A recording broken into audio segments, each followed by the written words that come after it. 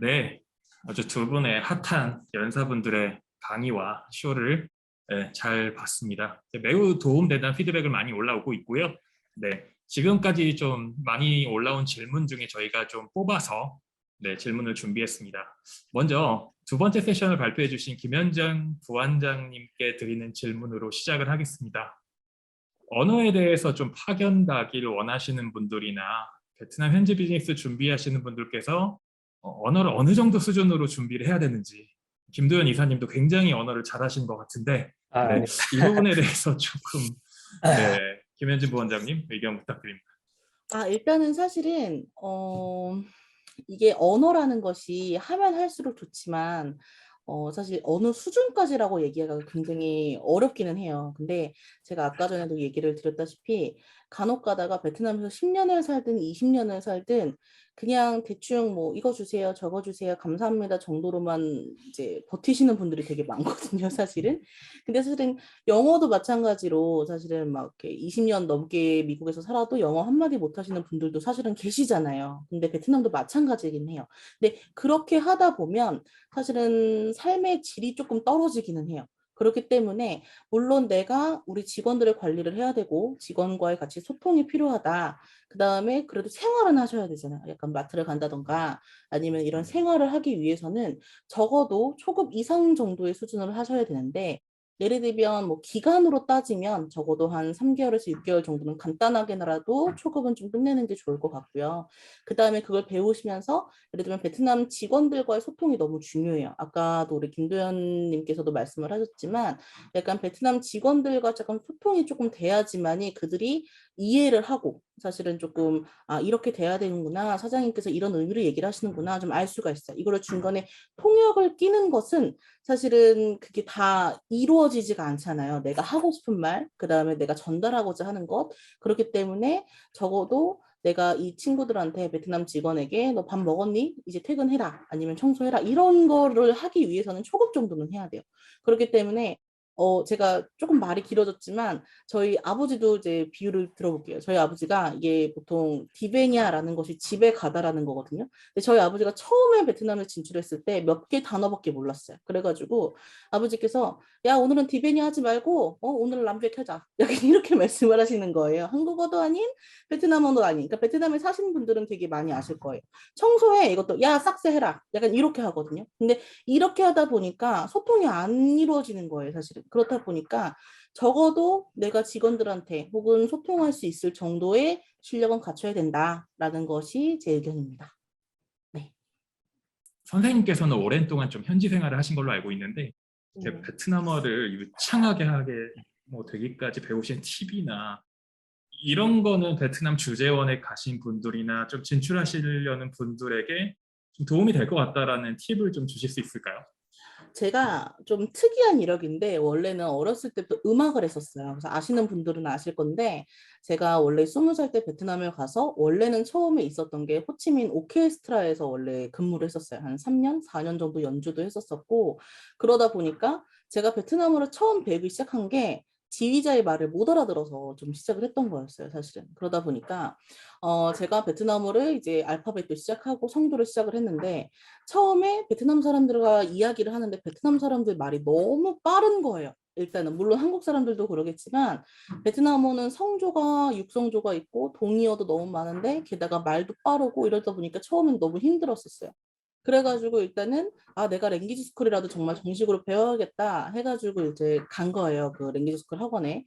그래서 가가지고 한 6개월 정도 정말 흔히 말해서 빡세게라고 하죠.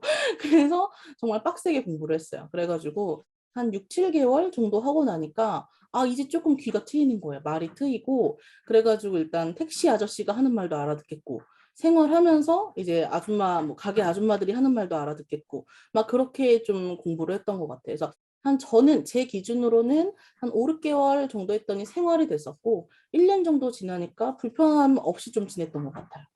그랬을 때 만약에 베트남어를 처음 공부하시는 분들에게 좀 팁을 드리자면 저는 저만의 조그마한 단어 수첩을 하나 만들었었어요, 사실은. 그래가지고 그게 어떻게 보면 되게 올드할 수도 있고 조금 너무 너무 정의라되지 않았어요라고 하겠는데 사실 그 단어장을 만들어서 그 단어를 외울 때까지 여러 번 썼었고요. 첫 번째는.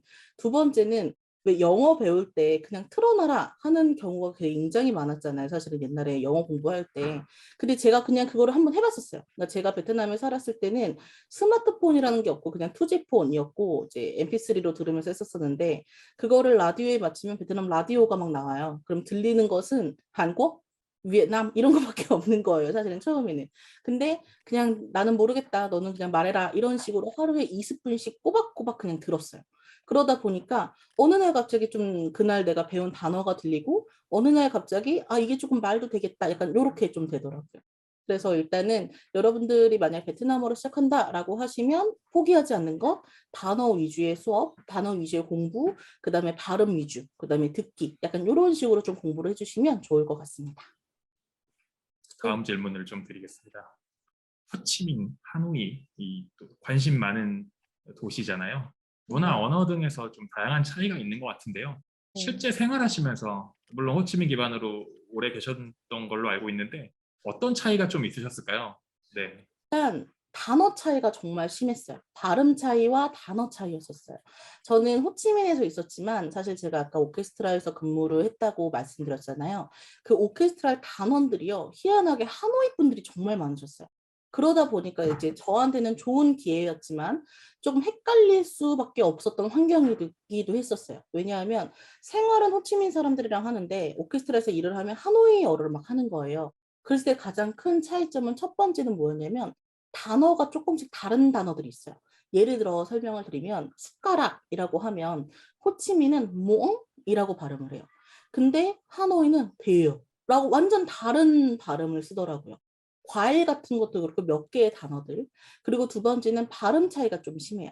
근데 솔직히 발음은 하노이 발음이 북부 발음이 훨씬 더 듣기가 편해요. 왜냐하면 북부 같은 경우에는 제가 잠시 시범을 보여드리면 안녕하세요 여러분 반갑습니다 라는 표현을 할 때 하노이는 Xin chào các bạn, rất vui được gặp các bạn 이런 식으로 하나씩 딱딱딱딱 끊기는 느낌이 들거든요. 근데 호치민은 Xin chào các bạn, rất vui được gặp các bạn 이런 식으로 굉장히 부드러우면서 약간 굴리는 발음이 좀 나요. 그렇기 때문에 약간 큰 양상이 다른 양상을 보이는 것은 발음과 그다음에 그런 단어들을 따로 공부하는 것이 조금 어려웠던 점이라면 어려웠던 것 같아요. 잘 알겠습니다. 원장님, 부원장님. 네. 다음 질문으로 바로 넘어가겠습니다. 아까도 이제 설명해 주셨지만 그 베트남 사람들의 업무나 태도 측면에 대해서 말씀을 좀 들었는데 실제로 베트남에서 사업하시는 분들께 직원 관리에 대한 좀 도움이 될 만한 팁, 좀 아까도 좀 올라온 질문 중에 좀 포함이 돼 있었고요. 네. 이런 어떤 팁이 있을까요? 이게 사실은 저는 아무래도 제가 이제 강의를 하는 사람이다 보니까 제가 베트남 사람들이랑 일을 하면서 비즈니스를 하면서 부딪히는 부분에 대해서는 좀 강의하듯이 이야기를 하기 때문에 조금 또 한 번 더 우리 아버지를 또 빌려서 이야기를 한번 해볼게요. 저희 아버지가 제가 아까 말씀드렸다시피 58년 개띠세요. 그러다 보니까 약간 리를 꼰대 같은 느낌이 없잖아 있어요, 사실은. 그런데 이제 제가 아버지가 하는 것을 유심히 보니까 어떻게 관리를 하시냐면 저희 아버지 같은 경우에는 직원이 그때 당시에도 한 100명 정도가 있었어요. 그러니까 현장 근무직에 하시는 분들도 있었고 그다음에 이제 뭐 격리라던가 회계나 이제 데스크 직원들도 있을 거잖아요. 근데 그런 친구들이 아까 말씀드렸다시피 본인이 막 불편하거나 스트레스가 받거나 이러면 그냥 다음날 안 나와 버려요. 그런 경우가 굉장히 많기 때문에 어떻게 해결을 하셨냐면 아버지께서는 원래는 좀 아버님 소원 부탁드린대요. 아버지께서는 처음엔 통역을 사용을 하셨었지만 통역분께서 중간에 이렇게 말을 많이 잘라요. 사실은. 그러니까 원래 의미를 해야 되는데 그 의미를 많이 잘라서 조금 이야기를 하셨기 때문에 아버지가 아 이건 나는 베트남어를 배워야겠다 싶으셨나 봐요. 그래가지고 베트남어를 배우시면서 잘 안 되지만 약간 진심이 통한 것 같아요. 그들도 진심이라는 건 알아요. 사실은 여러분들도 아시겠지만 언어가 통하지 않아도 그 사람이 욕하는 건 귀신같이 알잖아요, 사실은. 마찬가지로 반대로 언어가 통하진 않아도 진심으로 말하는 건 통하기 마련이거든요. 그래서 저희 아버지가 베트남어로 막 공부를 하시면서 잘 안 되고 떠듬떠듬 하더라도 최대한 그 직원분을 이해시키려고 노력했어요. 너가 이런 부분이 이렇게 있었었는데 그렇게 되면 나는 한국 사람이고 우리는 한국 기업인데 서로 교류가 돼야 되는데 그런 부분이 좀 어려워. 이런 식으로 하면서 하나하나 단어 하나하나 진심으로 한 명씩 정말 얘기를 하시더라고요. 근데 사실 그렇게 하는 게 힘들어요. 왜냐하면 한 명씩 이렇게 막 데리고 직원들 막 이렇게 소통하고 한다라는 게 정말 쉽지가 않은데, 근데 그렇게 하시다 보니까 실제로 저희 아버지가 거기서 베트남에서 이제 사업을 차리시고 이야기를 이제 베트남 직원들과 이야기를 하시면서 지금까지도 막 15년, 20년 넘게 함께 하는 직원들이 정말 많아요.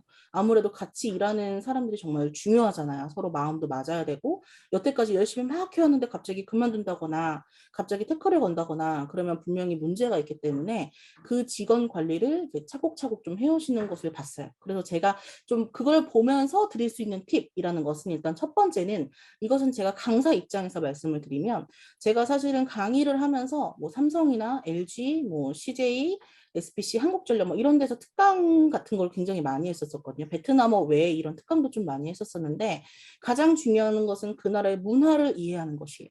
그 나라의 일반 문화든 비즈니스 문화든 그 사람들의 경향이나 그 사람들의 태도 아니면은 그 사람들의 문화를 일단은 인정하고 싶지 않지만 혹은 좀 이해하기 힘들지만 최대한 이해하려고 하셔야 돼요. 다름을 이해하셔야 돼요. 일단은 첫 번째는.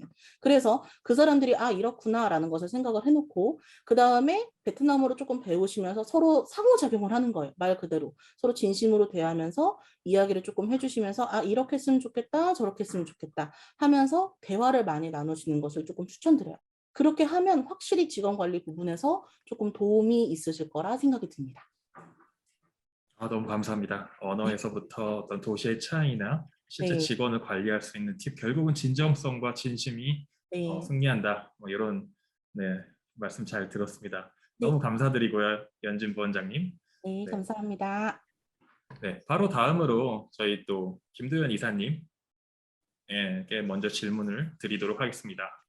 그 베트남 개발자의 인건비 단순히 저렴하다라는 그런 외부 인식에 대해서 많이 궁금해하시는 분들도 있고 헷갈리시는 분들도 있는데 이 부분에 대해서 한 번 더 설명을 부탁드립니다.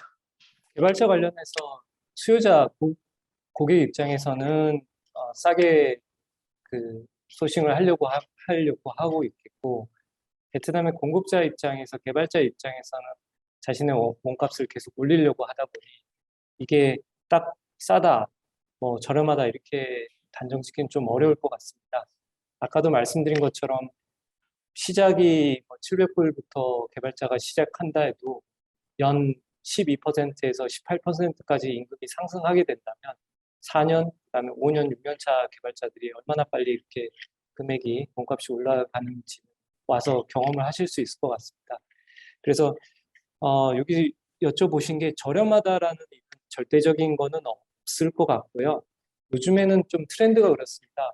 베트남도 인건비가 비싸고 빨리 상승한다는 걸 잘 알고 계셔서 저한테 많이 물으시는 거는 그래. 몸값이 비싸도 좋다. 하지만 어느 정도 퀄리티가 되는지가 중요하다. 한국의 개발자의 70% 정도의 퀄리티가 된다면 거기 이제 그 인건비가 비싼 거에 대해서는 인정할 수 있다. 이런 좀 약간 우리도 좀 바뀌는 그런 인식이 있고요. 너무 싼 인력을 찾으시면은 베트남 사람들은 또 다른 데서 찾아옵니다. 예를 들어서 방글라데시, 방글라데시나 이쪽에서 많이 또 스리랑카, 네, 캄보디아 뭐 이런 쪽에서 하다 보니 가격만 가지고 하시는 거는 아닐 것 같고요. 검증을 어느 정도 하시는 게 검증된 인력을 가지고 한국에 나는 이 정도 한 70%까지는 한국 인력 대비 제공할 수 있다. 이런 마음 좀 이렇게 약간의 변화 사고를 좀 가지셔야 될 것 같습니다. 네. 너무 감사드립니다, 이사님. 다음 질문. 네, 요새 뭐 전 세계적으로 개발자 니즈가 많아지고 있는데요. 아까 탑데브의 어떤 비율이나 통계 자료도 보여주셨는데 질문이 많이 올라왔어요. 베트남 개발자 채용하기 좋은 풀이 따로 있나? 어느 사이트가 있나? 소스가 있나? 뭐 이런 질문들이 많이 올라왔거든요. 네, 한번 말씀 부탁드립니다. 네, 이거는 저도 많이 고민을 했고, 아직까지 딱 그 정답이라고 말씀드릴 수는 없는데요. 저 같은 경우 이제 인력 풀을 좀 보고 싶을 때는, 이렇게 했습니다. 아까 말씀드린 것처럼 그 채용의 네 가지 방법이 있는데, 그 중에 두 번째인 저는 헤드헌터 쪽을 컨택을 해서 헤드헌터랑 계약을 하고요. 계약을 하면 이제 뭐 계약이라든가 이런 거에 대해서는 금액을 지불하실 필요는 없고요. 그럼 네가 가지고 있는 풀을 다 오픈해봐. 그래서 A라는 헤드헌터 회사, B라는 헤드헌터 회사를 딱 보고 거기서 이제 좀 제가 출연해가지고 이 사람이랑 인터뷰를 하자. 그래서 그렇게 인력 그 풀을 제가 이렇게 스스로 좀 모아가지고 했었고요. 보통은 이제 그 채용 사이트를 통해서 하는데 그건 이제 오는 그 이력서만 볼 수 있기 때문에 어느 정도 한계가 있을 것 같고요. 뭐 소셜 쪽으로도 많이 업데이트를 했습니다. 뭐 제 페이스북에 회사 계정을 만들어서 거기서 실시간으로 이제 디자인을 좀 이쁘게 해서 좀 올리고요. 링크드인에도 뭐 유료로 쓰지 않고도 그냥 그 자유롭게 올리면 여러 좀 찾아서 오는 분들이 있고요. 그리고 좀 진실하게 또 얘기할 수 있는 또 그런 계기도 되게 돼서 딱 풀이 있다고는 보지는 않고요. 그 풀을 좀 사용할 수 있게 좀 활용할 수 있는 그런 툴이 있다고 좀, 생각이 듭니다. 네. 아무래도 베트남의 페이스북 유저가 뭐 거의 몇 천만 명, 뭐 6천만 명 이상 된다고 하는데 그럼 페이스북을 활용한 채용도 많이 좀 효율적일까요? 네, 뭐 제가 느끼기에는 뭐 개발자도 그렇고 직원들이 보통 30분에 한 번씩 페이스북을 체크하는 것 같아요. 그리고 이제 자기가 이제 가입한 프라이빗 그룹이라든가 그런 거를 많이 보고 있기 때문에 저는 구정 전에는 올려놓은 채용에 대해서 답변이 하나도 안 왔는데 부정이 지나고 나니까 계속 오고 있더라고요. 부정 이후에 좀 이제 보너스를 받고 움직이는 그런 게 있는 것 같은데요. 소셜도 계속 지속적으로 올리신다면 그게 또 회사의 또 브랜드 이미지를 높일 수도 있고요. 그리고 의외로 또 좋은 분들이 또 연락이 또 오시기도 합니다. 그래서 제가 뽑았던 직원들 그런 이제 링크드인을 통해서 뽑은 분들도 있고요. 네.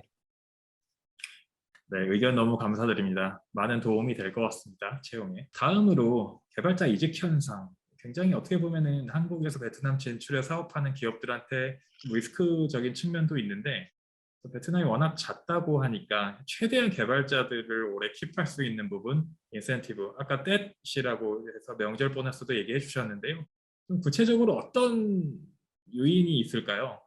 네, 뭐 사람마다 회사마다 틀리겠지만 뭐때 보너스를 준다 해도 부정 보너스를 준다 해도 받고 그냥 이직하는 현상들이 너무 많기 때문에요. 그걸로 다 잡을 수는 없을 것 같고요. 저는 그렇습니다. 직원들이 1년 반, 2년 안에 이직을 한다 해도 그건 어쩔 수 없는 트렌드인 것 같고요. 빨리 나가면 빨리 잡을 수 있는 또 그런 풀이라든가 네트워크가 있어야 된다고 좀 생각이 들고요.